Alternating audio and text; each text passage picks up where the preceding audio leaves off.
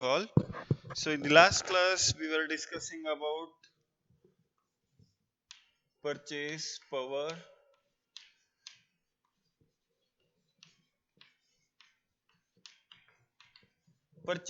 parity theory, right? In that there are two versions as we discussed earlier. One is absolute and another one is relative version. There are two versions. One is absolute version and another one is relative version in purchase power parity theory, right? So absolute version, last class we have discussed in detail that if there are no parity between exchange rate and price of the goods, before that we have derived the exchange rate between two countries on the basis of commonly used basket of goods in both the countries, right? We have taken example of rice.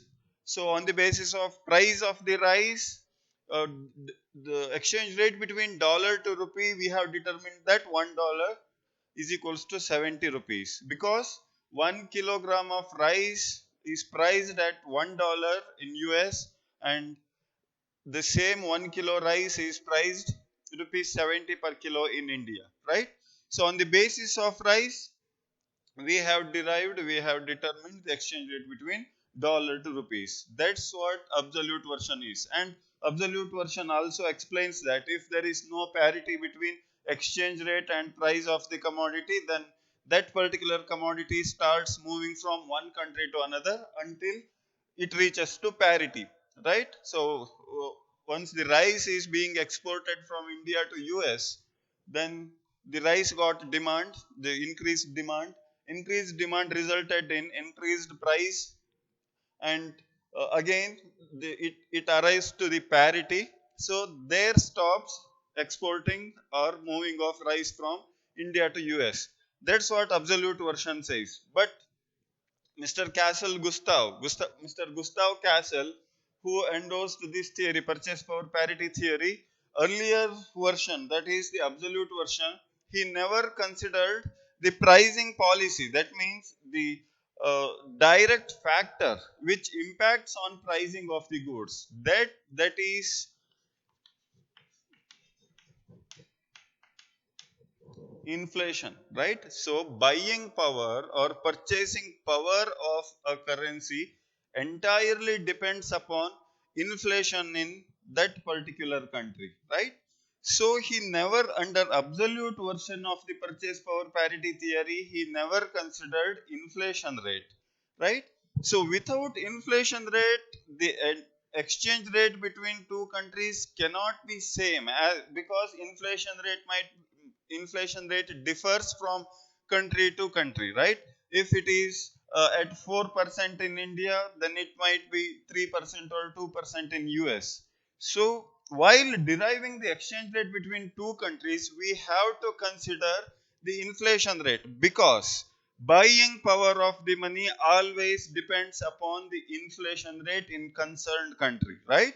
So if we consider inflation, then the exchange rate what we determined from the absolute version may be wrong, right?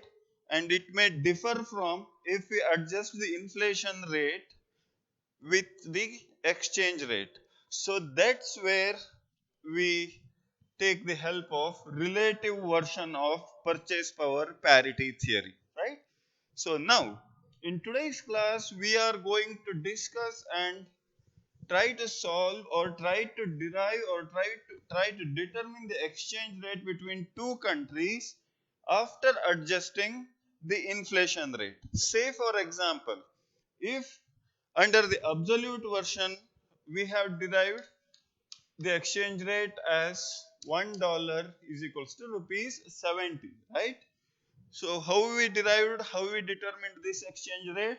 On the basis of commonly used goods or commodity between in both the countries, both in US and both in India also, right? So absolute version never considers inflation. So buying power of dollar may differ due to inflation rate in US, and buying power of rupee may differ in India due to some other rate some other inflation rate in India, right? So if we adjust the inflation rate in these currencies, then what will be the exact exchange rate between dollar to rupee? That's what relative version explains. So under relative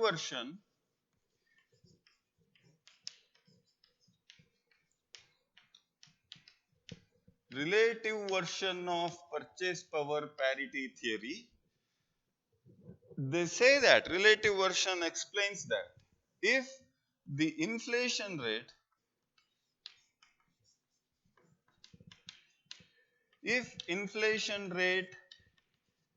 in India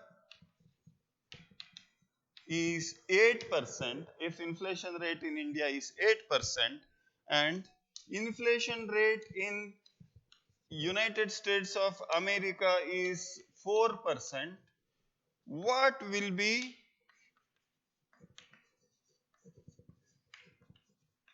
the new exchange rate?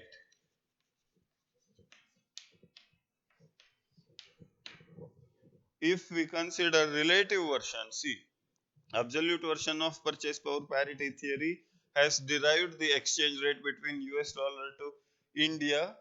Indian rupee is 70 per dollar, right? Now, relative version says, see, if your exchange rate is so and so, then what happens if the inflation rate between these two countries differs? If it is same, then fine.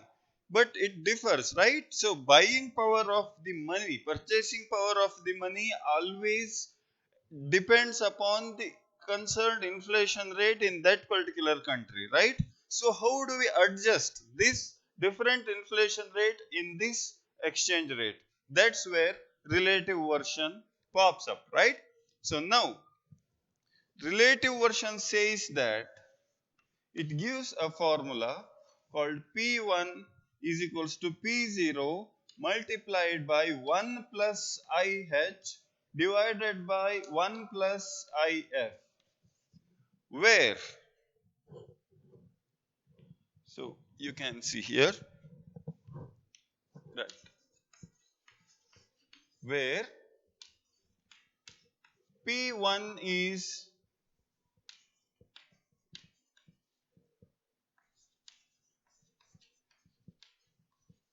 new exchange rate,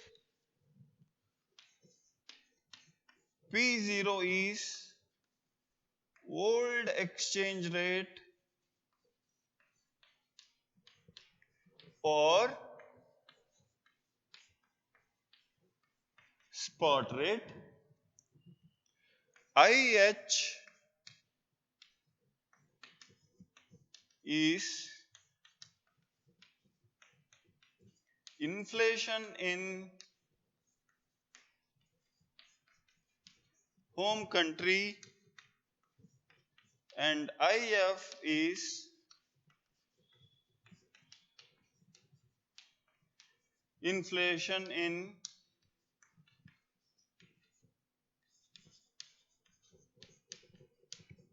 foreign country. You can see in the green board, right?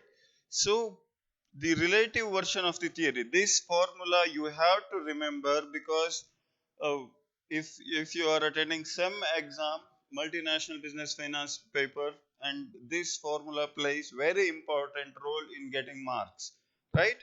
So P1 is equals to P0 into 1 plus IH divided by 1 plus IF, right? So where P1 is new exchange rate, that's what we are going to derive now.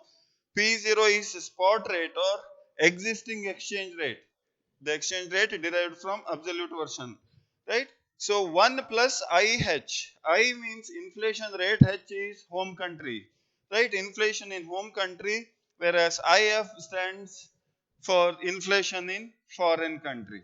Now we need to determine the exchange rate after considering the inflation rate in both the country, right? So P1 is equals to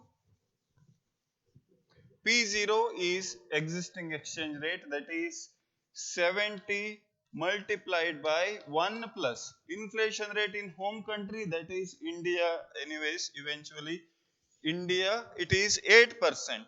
That means 8% in the sense 0.08 divided by 1 plus 4% in the sense 0.04 in foreign country, that is US, right?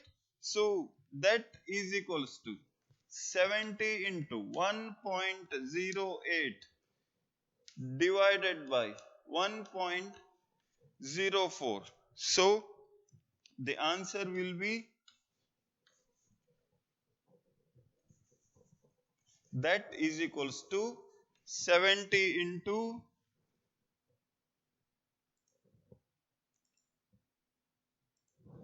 1.08 divided by 1.04. That is 1.0384. 1.0384 multiplied by rupees 70. That is equals to 72 point. The answer is, now you can see here, right? So it is 72.6923 rupees per dollar. That is the P1.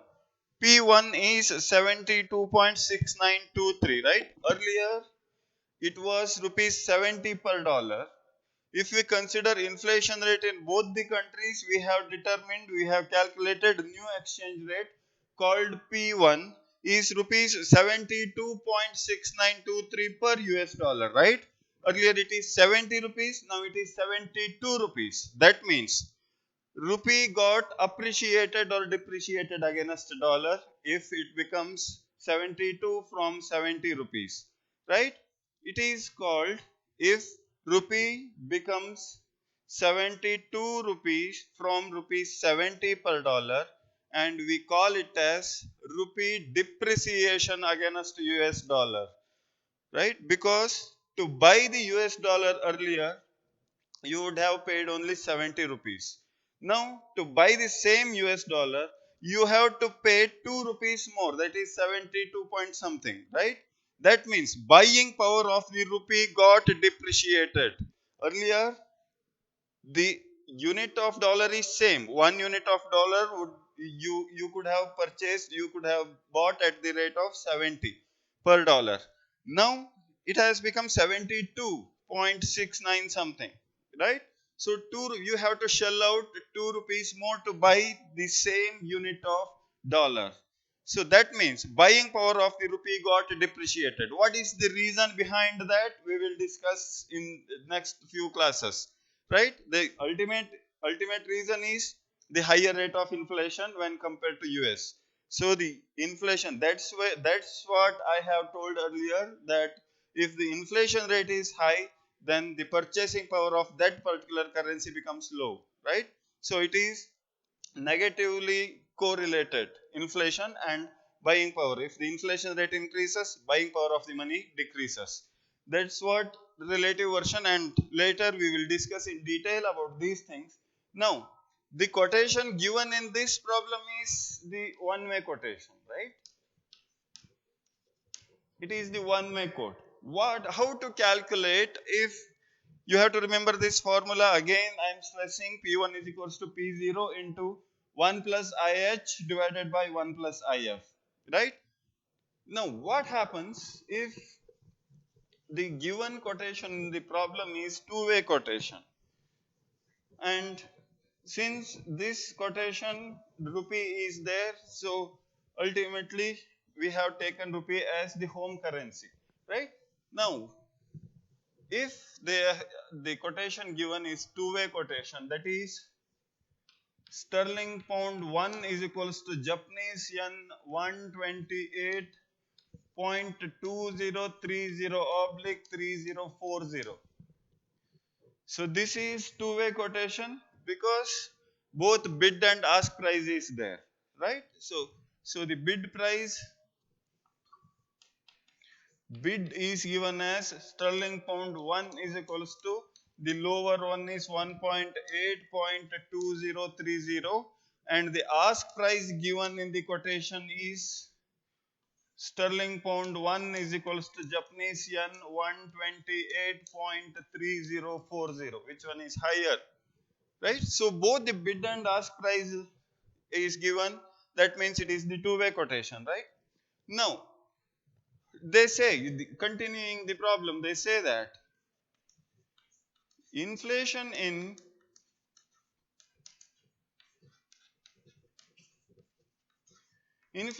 Japan is 6%, whereas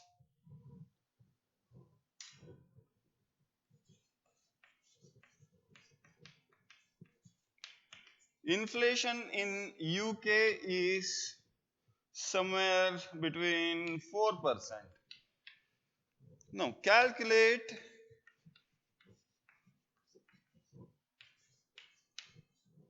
new exchange rate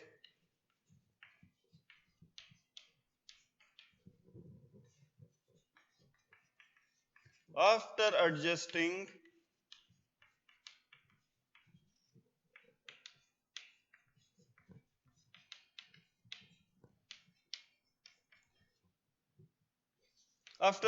inflation rates in both the countries. Now, which currency is home currency, which one is foreign currency? Now we need to derive, right? So the in the given problem, it is given as sterling pound 1, that is 1 unit of sterling pound is worth Japanese yen 128.2030, right? That means if we consider the types of quotation, in the earlier class we have discussed types of quotation, there is a type called direct quotation where the foreign currency will be given in 1 unit, that is the left hand side of the quotation is the foreign currency, and it is given in 1 unit or in tens or multiples of tens. So, and the quoted currency will be home currency, and it might be a variable, right? So in the given quotation, sterling pound is given in 1 unit and Japanese yen is given as variable, right? If we consider direct quotation, that means the left hand side, that is the base currency, is foreign currency, and the variable or quoted currency or right hand side of the quotation is the home currency. Then if we consider Japanese yen as a home currency, then the IH, inflation in home country, will be this one, inflation in Japan, that is 6%.